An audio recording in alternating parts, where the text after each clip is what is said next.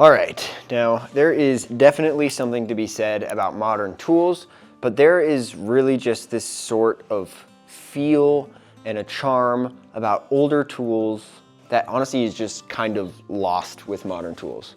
Now, for example, I've got this framing hammer here. It's brand new. Let's see here. You can see here.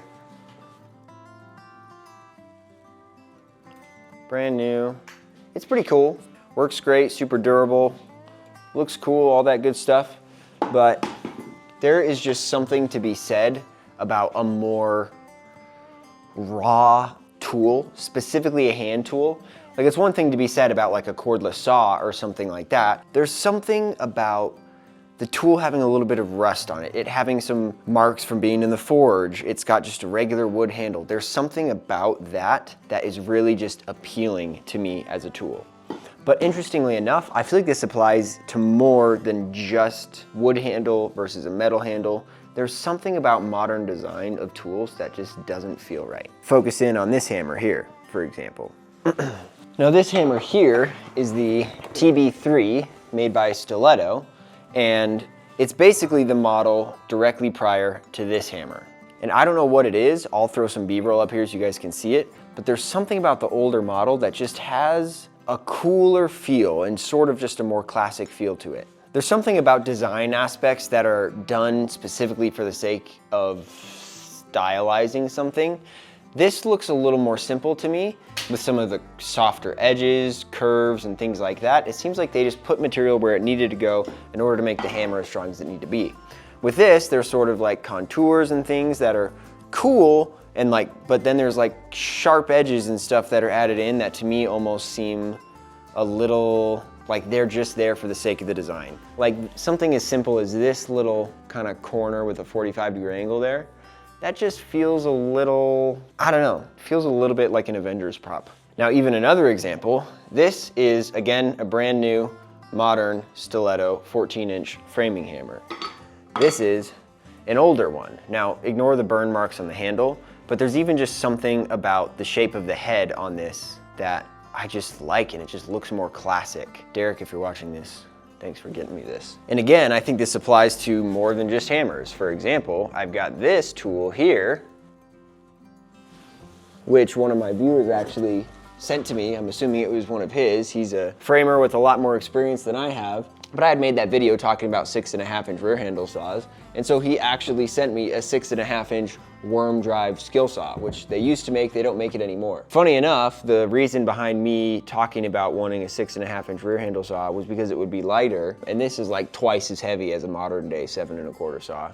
But at the time, this was lighter than a 7.25 because it needed less metal for the blade housing and stuff like that. All that to be said, it sort of represents like the vibe and the mindset behind the less is more mentality. So I really appreciate the gift. And I told him I'll use it in a video soon, so be sure to keep an eye out for that. I've also got these two hammers. We've got the modern one and the slightly older one. I'd love to one day get a hammer called the Heart Woody. My coworker Zach has one and it's freaking awesome. He tried to give it to me the other day, but I wouldn't let him. But still, you can kind of see here just which of these tools is the older one. And it's kind of got more of a patina and still kind of a rugged look. This one still has the same design. I mean, not much has really changed. It still just kind of shows the difference between like an older tool and a modern tool. And I don't know about you guys, but something about an older, well-used tool really has a lot of value to me as a carpenter and just as an individual as well. Now, I was at Build Show Live last week, and there was a guy there presenting.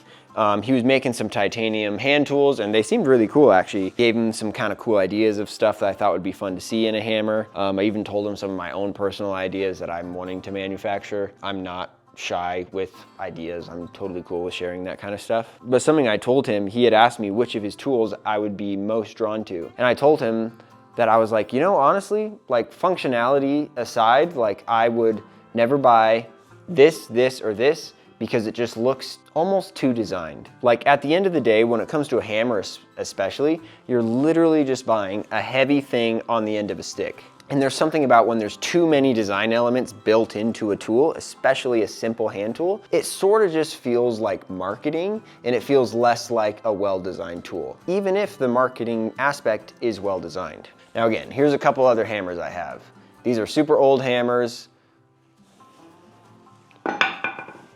They still work great. Like I said, the whole concept is that it's a heavy thing on the end of a stick. I don't have my Martinez hammer with me in my garage right now, but that was gonna be my first pick of basically a well-designed and a well-functioning tool, but there's too much of a flashy element to it. I don't know what it is about tools like that it's just a turnoff to me, but it almost just feels dishonest at the end of the day because it's not just a simple, well-designed tool with no flashy lights or anything like that. And a lot of this mindset is actually what brought me to make this hammer. This is actually just a modified Vaughn hammer. I'm planning on manufacturing a hammer, but this is kind of just a proof of concept. I'm still throwing around some possible ideas. So this is kind of what the shape looked like originally. You had kind of just a regular Vaughn head with the upset face and the claws slightly curving downwards in the back. It's just got a ground texture on the side. So this was that same head, but I tapered out the claws a little bit. I made them straighter. I probably am going to add a little bit of that curve back because when you're using this to pry something off the bottom, your leverage when your claw is curved, you get all that little, you get kind of that rock motion to get that first 3/4 of an inch up or so. When you flatten it out like this, it looks cool and it will be beneficial for hooking lumber or prying underneath something that's really tight. But it does reduce your leverage because now your fulcrum is not here, your fulcrum's all the way planed out to the face of the hammer. So when I manufacture, I'll probably actually offer two options. I'll probably offer a straight, flat, and a curved one. The other thing I added to this hammer is this little side puller thing here. So this is a ghetto one that I did myself. The manufactured one will be a lot better designed. But really, to me, the biggest draw of modern hammers is their side pullers. You've got it on the Douglas, which is a great hammer. I have a total soft spot for Douglas hammers. We've got that side puller right there, which gives you an extra level of leverage to be able to pull nails out. And then same thing on the Martinez or the TB3 hammer. You've got this slot here on the side. You can slide over a nail, twist it all the way out. What's cool about this design is you can fully remove the nail, but I still do prefer a top side puller, I think, just because it lets you pull in a little bit tighter of spots. Again, I feel like this concept applies to a lot of different tools, but I do think it applies the most to hand tools. I think it does apply to power tools as well, but that's kind of a unique market as well. Now, for example, here is the Catpaw that I use most as a framer. So this is just a regular Dead-On Tools Exhumer Catpaw. I did heat it up in my forge and put a twist in it. Just, I don't know, I thought it was cool. But this is a perfect example of like, no fluff. This is just a regular tool that's designed to do its job and to do it well. And there's not a whole lot of extra stuff going on there. The same, again, is how I feel about chisels. Actually, especially about chisels. This is a Buck Bros 1¼ chisel. It's a great chisel. This is my absolute favorite one. I'll buy this over and over until they stop making them this way. But again, it's simple. You've got the steel here, the tang kind of goes into epoxy handle, and then you've just got the cap here.